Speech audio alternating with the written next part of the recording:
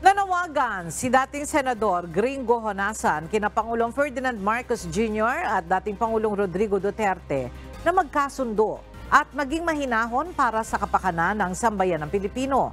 Sa isang video message, umapela ang dating senador sa dalawang pangulo at nakiusap na magkaroon ng isang executive meeting kasama sina dating Pangulong Gloria Macapagal Arroyo at ex-President Joseph Erap Estrada.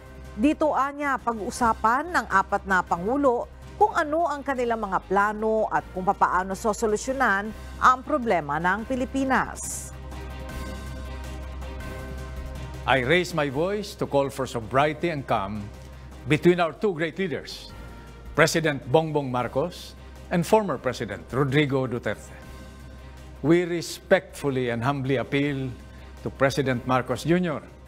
to extend the hand of unity to former President Duterte at isama na po natin ang mga dating Pangulong Gloria Macapagal Arroyo at Erap Estrada.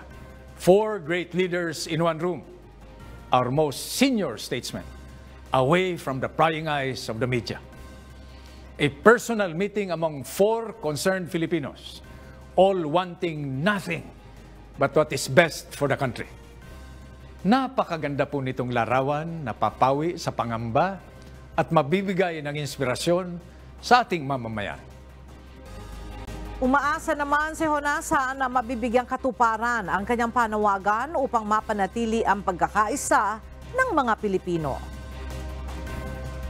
Sana ay mapakinggan at mapagbigyan ang ating hiling. We are better off united than divided. So together with our leaders, let us continue to dream hard, pray hard, and work hard